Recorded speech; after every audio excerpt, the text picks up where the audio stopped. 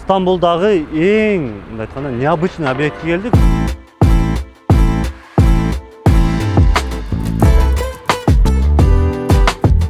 Жана эң чоң квадратурага объекттин баасы канча деп ойлойсуздар? Комментарийга жазыңыздар. Кимиңиздер таба турган болсоңуздар, картаңарга сразу 10 000 сомдор катат. Бай жыттанат да, карабачы.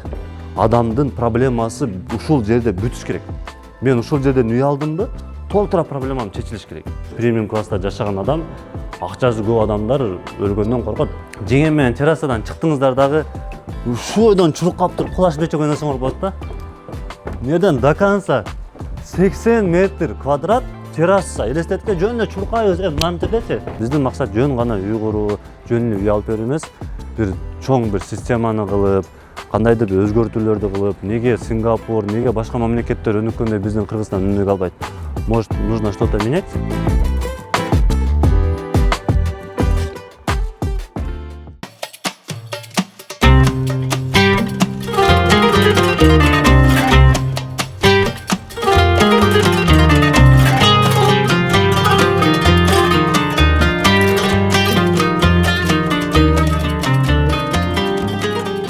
Ассаламу алейкум туугандар, биз азыр Стамбулдагы эң мындай айтканда необычный объектке келдик. Бул жерде үйлөрдүн баасы да кымбат, премиум класстагы үйлөр.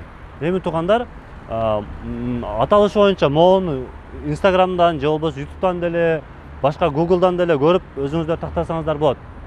Эми эң эле кызык жеричи, бул жерде охрана, тетиги охрана, тиякта дагы охрана да. Бардык жерде охрана. И ичинде жүргөнүңүздө дагы охрана. Бул биринчиден безопасность. Дальше видеону көрсөңүздөр өтө кызык маалыматтар болот.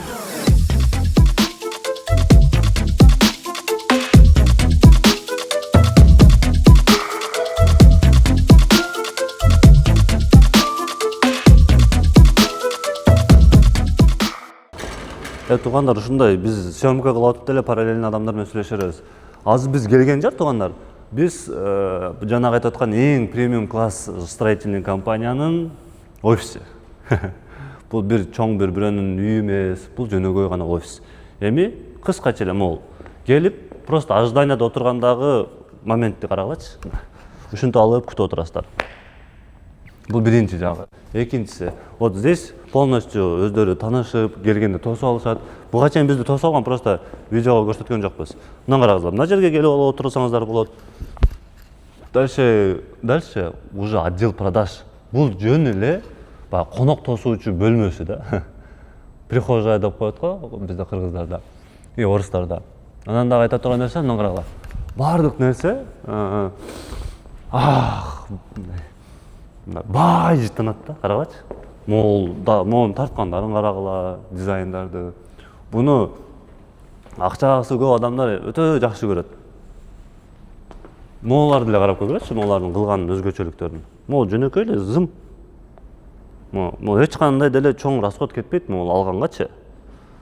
Просто дизайн кылып коюш керек болду.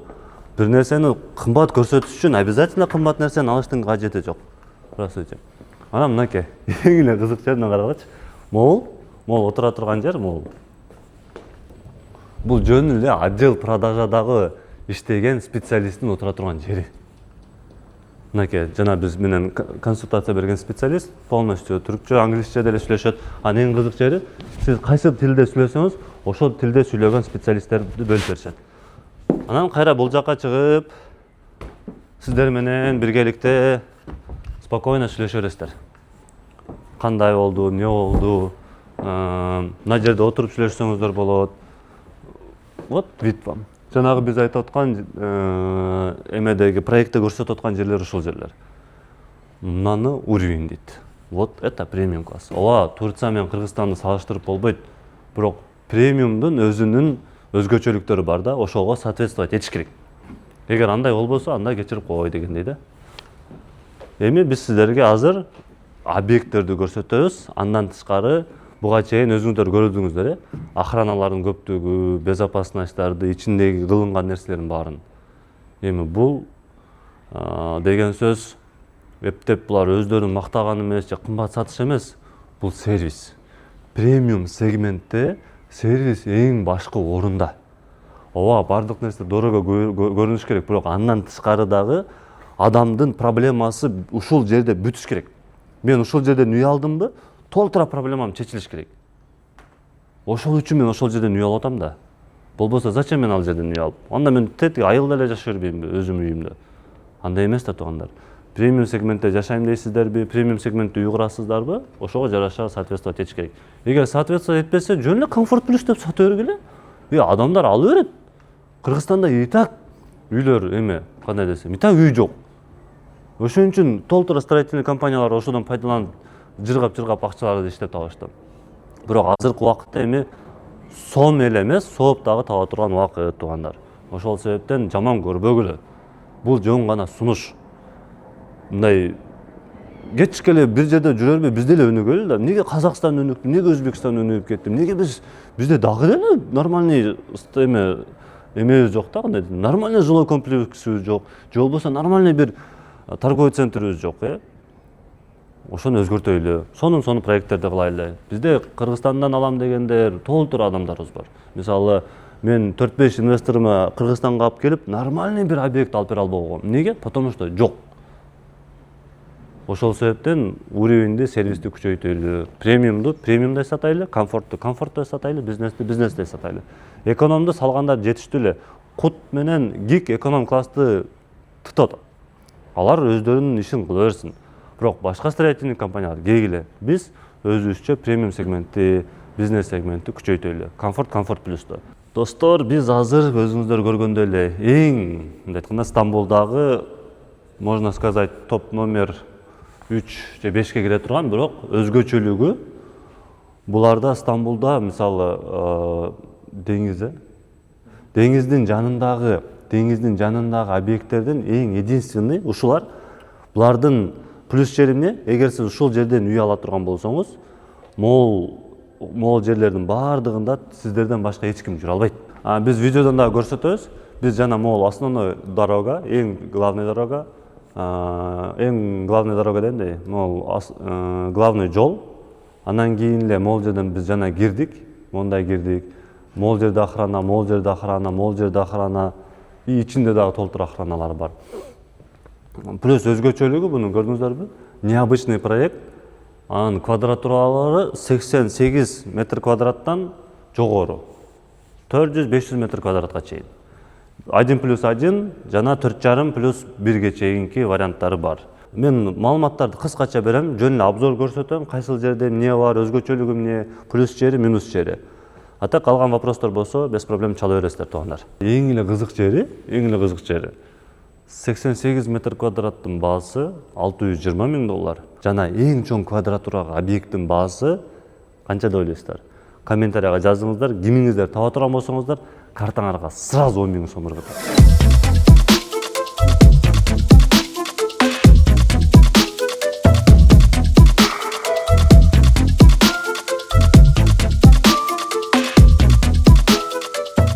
Бүгүн туугандар, мындай да, биз азыр жана айткандай эле эң кичинекей квартира менен эң чоң квадратураны көрсөтөбүз. Эми ошол сиз ала турган үйдүн кире бериши ушундай.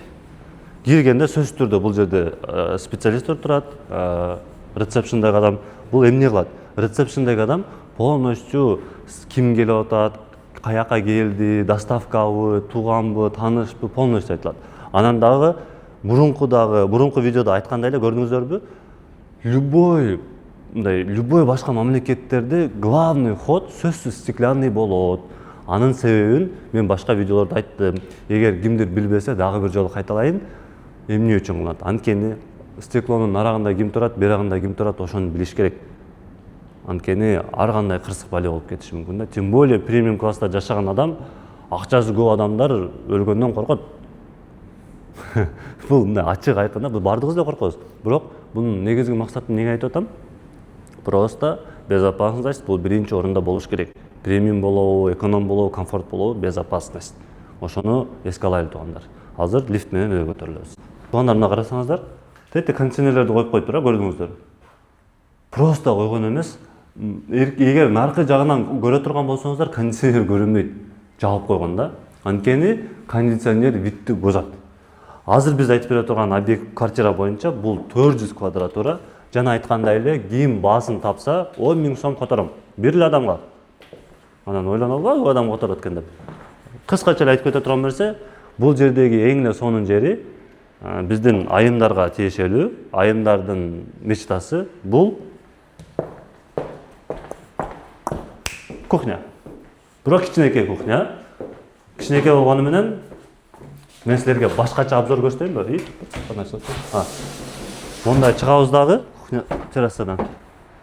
Эми жеңем менен террасадан чыктыңыздар дагы ушул ойдон чуркап туруп кулаш бечек ойносоңор болот да.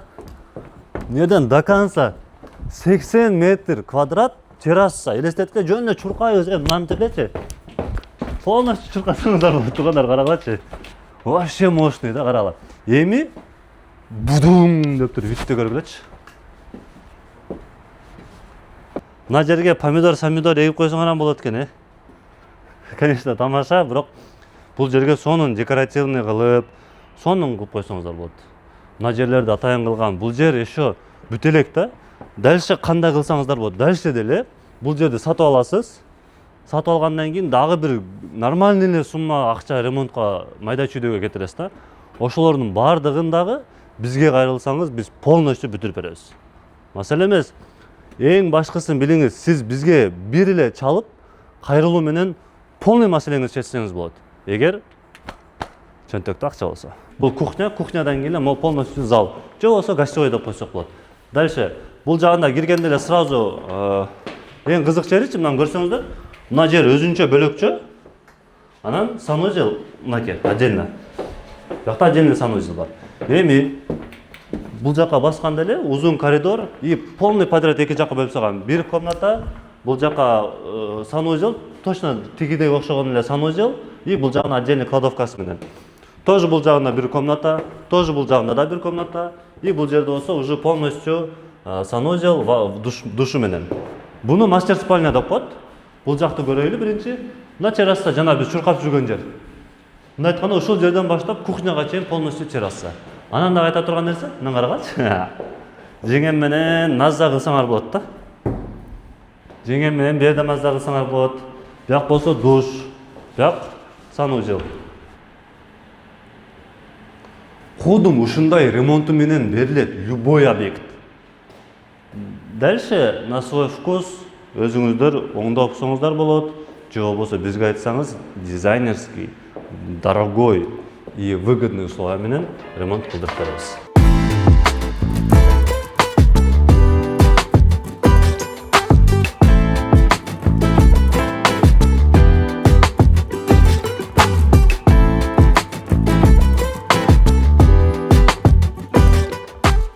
Так, тугандар, жанагындай эле бул 1+1ге келдик. Чоң квартирага эмес. Примерно баасын айткам $400,000 деп. Кодум ошондой эле формат көрдүңүздөрбү? Бул жерде ресепшн адамдар турат. Мына живой гүлдөрдү коюп койгон и бул жерде сиздердин текчелериңиздер. Бул жерде в общей сложности бирден баштап 185 квартира бар экен в общей сложности. Биз азыр чоң эмес, эң кичинекей 89 квадрат метрлик 1+1ге келдик. Киргенде эле сол жакта санузел, оң жагында гардеробная. Анан эле киргенде эле уже полностью кухня мынакей. Бул жер полностью кухня. Кухняны гарнитуралары менен полностью берилет. Даяр печка, духовкасы бар и дагы ошондой эле дагы посудомойкасы дагы бар. Полностью үйдүн баасына кирет. Үйдүн баасы $690,000. И бул жерде жанагындай жеңем менен кулаша албайсыңар, бирок жөн эле сүйлөшүп отурсаңар болот. Мондай витте, деңизди карап коюп, чай ичип, романтикадан бердирсеңер болот. Анан дагы тугандар, будан дагы кызык жери, могул жакта спальня да. Могул спальня. Анан спальняда жөнөкөй спальня эмес, мастер спальня көрдүңүздөрбү? Санузел менен отдельный.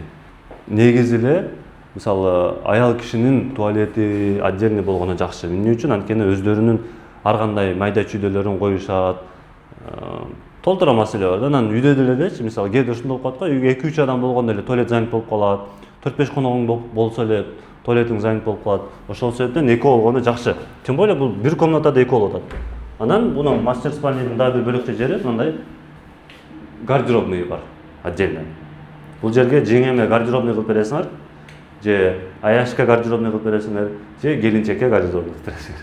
Ошол турганда дагы маалыматтар, дагы варианттар болсо, негизде недвижимостька кызыксаңыз, инвестицияга кызыксаңыз, айтор риэлтор болом десеңиз дагы биз аркылуу көп нерселерди үйрөнүп, көп нерселерди алсаңыздар болот. Анткени бизде 5 жылдык база знания бар.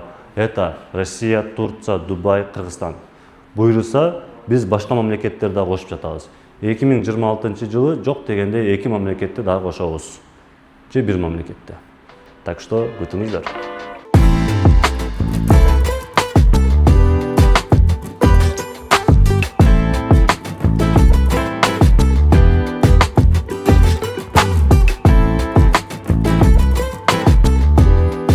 Туугандар, мантеп жеңем менен гулайтып жүрөсүңөр дейм да, тамаша, карагылачы. Биз жана көрсөткөн объекттер тетигилер болчу да. Эми ушундай кооздукту карагачы, мындай собственный элестетиңер, өзүңөрдүн үйүңөрдүн астында фонтаныңар бар, могунда кенен. Бирок мындай чын эле карагачы, реально эле кооз нерсе, же мен апыртып атамбы? Кооз эле көрүнүп атабы? Просто вопрос болбосун деп атам да, кийин сен что-то слишком кымбат нерселер көрсөтүп атасың. Ооба, туугандар, кымбат нерселер деле бар, арзан үйлөр деле бар. Бирок кымбат үйлөрдү көрүп, мен эмне үчүн айтып атам? Ушул премиум класс. Көрдүңүздөр, премиум класс кандай болушу керек примерно. Эмне үчүн айтып атам? Будан тышкары мына карагыла. Бул жерде охранасы бар, ар бир бурчунда охраналар бар, тети камералар бар. Көрдүңүздөрбү? Ар бир домдун үстүндө камералары бар. Ар бир домдун үстүндө. Бул мындай безопасность, толтура майда чүйдө нерселер бар, которые нужно всегда смотреть, такташ керек, караш керек. Көлдөгү пирс бар го, ошондой эле пирске келдик. Бирок бул көлдүн пирси эмес, бул деңиздин пирси. Жана сиз ушул жерден үй алсаңыз, ушул жердеги пирс бул сиздер үчүн гана. Могул полностью берек, деңиздин жээги бир гана ушул жилой комплексте жашагандар үчүн гана. Анан дагы бул жерде өзүңүздөр көргөндөй гостиница пятизвездочный отель дагы болот. Бул жерде 5 жылдыздуу отель дагы болот. Анакей. Мыналар ачылат. Тарс. Бу жерде чөмүлсө деле болот. Маселе эмес. Эң башкысы мындай өзбектер айтмакчы, манзараны карагачы, манзараны. Мына карагачы. Корабльдардын жүргөндөрү, жашоо бар да. Жашоо бар, жашаш керек дегенде эле карагыла. Тетиги уборка кылып жүрөт. Биз жана келгенде уборка кылып жүрүшкөн. Күндө уборка. Тазалык имандан дегенде эле бул жерде дагы тазалык биринчи орунда экен. Көп жерлер таза. Анан дагы эң кызык жери жанагы офис. Мына отдел продаждагы жанагы офис жери. Биз жана полностью көрсөтүп аттык го, ошолордун баардыгы ушул жерде туугандар. Мына. Премиумга ооба кымбат баз. Бирок ошого жараша сервис, качество, жеңилдик болуш керек. Айтор ушул туугандар, дагы эмнени айтайын? Дагы эмне кызык? Комментарийга жазыңыздар, варианттар болсо айтыңыздар. Барабыз, тартабыз. Кайсы мамлекет кызык болсо, ошол мамлекетти айткыла барып видеого тартып обзор кылып берем. Маселе эмес. Эң башкысы менин максатымды түшүнүңүздөр. Точнее, биздин максатыбызды түшүнүңүздөр. Биздин максат жөн гана үй куруу, жөн эле үй алып берүү эмес, бир чоң бир системаны кылып, кандайдыр бир өзгөртүүлөрдү кылып, неге Сингапур, неге башка мамлекеттер өнүккөндө биздин Кыргызстан өнүгө албайт? Может, нужно что-то менять? Нужно менять. Так что катталыңыздар, комментарий жазыңыздар, бөлүшүңүздөр. Сиздер менен Умар Кыргыз. Аманат компаниясы аманатыңызга кыянат кылбайт.